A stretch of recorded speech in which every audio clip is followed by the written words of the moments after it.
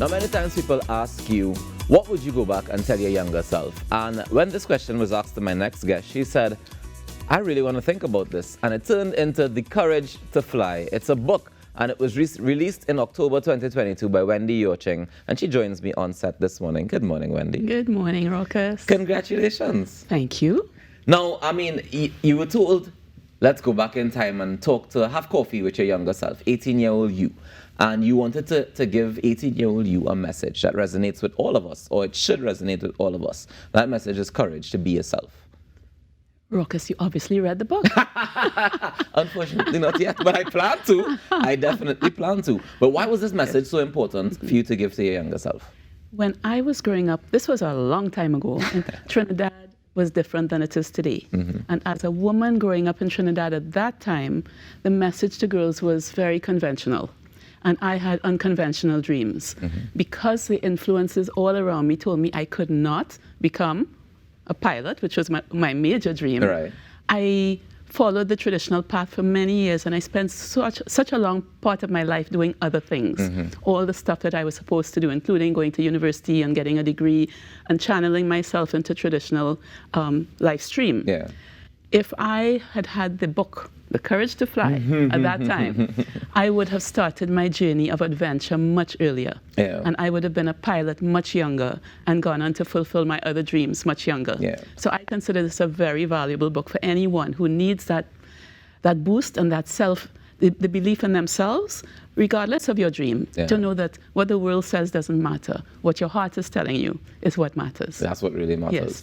No, I mean, I believe also that nothing happens before its time, right? So even though you may not have had, the fortune of having that book to read when you were younger, but you still ended up being the very first female pilot flying for BWIA. Not the first female pilot. I was the second female. But I was the first captain. The first female captain. Yes. Yes. Okay, so tell me about some of the barriers that would have tried to stop you on the way to that. I didn't see any. Once I made my decision that I could do this, because the message of my life until I was pretty old was that I couldn't. Girls don't do that. There's a huge chapter in the book. Once I knew that I could do it, the belief in myself, the other things in my way, which involved money and challenges of getting the training and etc., they never were seen as challenges. They were just things that I had to do. Yeah. In other words, once you believe you love something, the things that you have to do become part of the journey, and they also develop your chops. So, yeah, I didn't have any money. I had to do all kinds of things to get the money. I had to work and study. I was working 6.5 days a week at one point so that I could pay for my flying habit.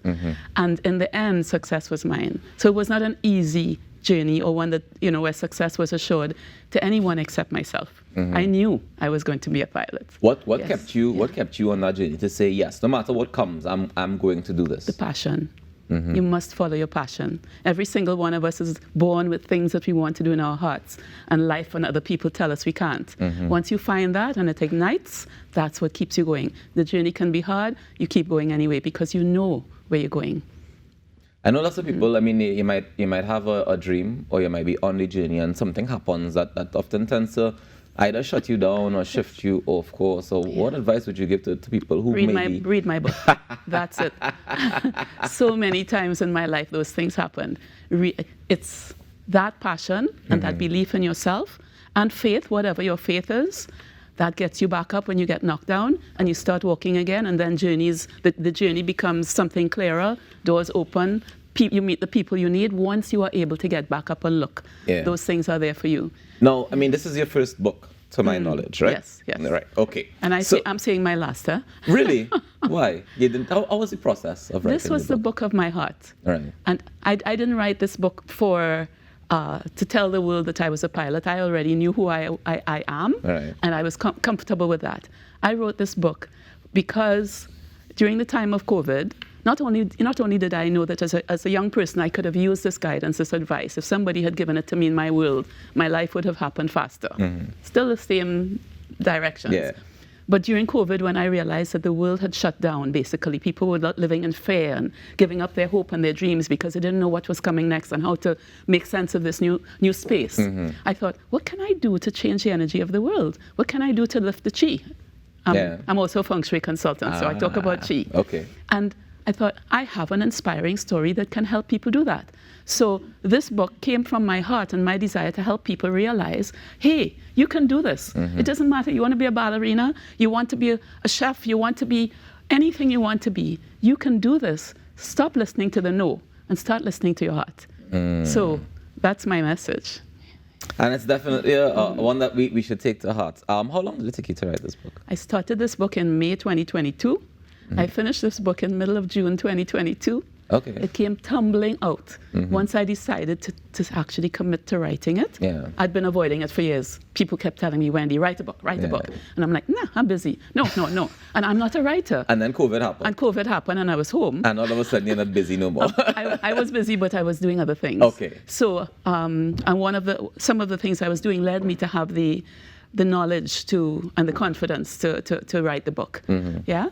So when I decided to write the book in May this year, I just wrote the book. So 6 weeks later, it was finished. And then I got COVID, and I was down for a month. And so the development of the book, bringing it to this stage where we have a book, I'm going to show it off, where we have a book, took a few months, and here we are today. Yeah. I launched in October, and the reviews have been fantastic, from becoming an Amazon bestseller almost overnight, to people's personal comments about how this book is changing their worldview and their dreams are being reestablished. I had one guy, Raucus. I'll tell you this. When I wrote this book, I thought, this is for the Wendy.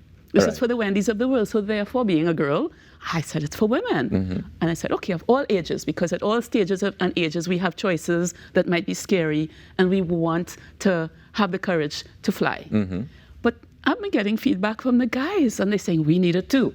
And I had an 80-year-old man say to me, I'm an octogenarian, I think he's in his 80s. He said, you've reminded me, don't just wait for what comes next, jump in. I had a 79-year-old man 2 days ago write me and say, you've got me to reawaken my dreams, and I'm 79, good on you. And I'm like, wow, so this book is for everyone. It certainly seems to be. I want to go back. I don't know if it's in the book because I haven't read the book yet.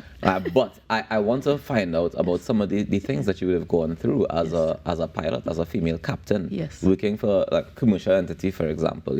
What were some of the experiences? Because I mean, there were challenges. You just saw them as part of the course, right? So tell me about one of the fun experiences or challenging experiences that you might have faced. I'm going to do that, but I'm going to get there. Okay. The book is divided into 3 sections. It's not a large book, but it's a very powerful book. Yeah. The first section is called Butterfly, and that's where I came from being a little caterpillar to getting my wings and joining BWIA as a first officer. Right. And that was the hardest journey, of course, because that was from the you can't never do it, the girls can't do this, to yes, I can, and here I am. And I was a young pilot at BWIA. Right. The second section is Eagle, where I'm a captain, the first lady captain at BWIA, so I'm in my full power, and everybody's considering me an icon, and I'm getting all the flack associated with being that icon in a time where women didn't do stuff like that. And the third section is called Hummingbird, and that's life after flying. And for those of you who wonder, there is life after flying. Of course. And I am busy flitting and fluttering and being beautiful and shining, but in a whole different part of my life. And Hummingbird, I have left flying behind, but I'm doing so many other things. I wonder, my God, is this what retirement is? I'm so busy. So back to, I think what you'd like to hear is the Eagle section. Yes, the Eagle section. Yeah. Being the first lady captain had its pros and cons. Naturally. I loved it. That was what I was born to do. But other people, it was at a time when people weren't ready to see this. So I actually had a little old lady come up to me, and this is typical. I'm walking across the airport in full uniform, hat, bag, yes, high heel shoes and lipstick. And a little lady comes up to me. Excuse me, ma'am. No, excuse me, she said. I said, yes, ma'am. Are you a little boy or a little girl? Now, she's this high. Are you a little boy or a little girl? I said, ma'am, I beg your pardon? She said, yes. I see the pilot's uniform, so you must be a little boy. But you're wearing lipstick and heels. And I realized she was really brave, because a lot of people probably wanted the same thing as I went through the airport, because their minds were not programmed to see a woman in that job. I was the only one. And there I was really strangely dressed for a pilot. And I realized, no, I have to understand this is the world that I am in, and because of my existence, I'm going to change their worldview. So I said, ma'am, I'm a little girl. and I walked away. I mean, I imagine that those kind of encounters could go either way for you. Yes. I mean, if you get enough of them, it'll probably be frustrating. It was, it wasn't frustrating, but I got sad because a lot of the people who were scared at first were the ladies. Yeah. They'd come on board and they'd see a female in the cockpit, and because again of the generation that they were brought up in, they thought, oh, a woman flying the plane. Mm-hmm. And I was really sad at first. The guys I expected, but I didn't expect the ladies. It took years for that to change. And then it transitioned to, wow, there's a lady. And I actually had people coming up to shake my hand in the cockpit. At that time you could, and take my picture and send me notes and stuff like that. So over the years of my being a captain, the worldview changed in Trinidad. And I'm so glad. And now, when you sit back and look at the way that pilots are received now, female, male, doesn't matter. Like well, that's how it should have been. Yeah. And that's how it is now, but that's not how it was when I was there. But you do understand your role in that journey that took place. Apparently so. Apparently so. And I'm really glad about it. But that's not why I did it. I did because I was following my heart. Mm-hmm. And I couldn't imagine of not having done that journey. Yeah, with all its challenges. And I think we definitely needed it. We needed it. We didn't even know that we needed it. But I'm really happy that you decided to have the courage to fly.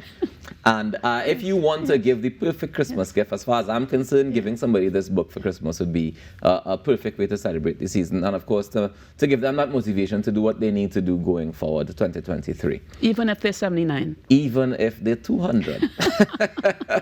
I want to thank you so much, Wendy, for the book and for joining me this morning to chat a little bit about it.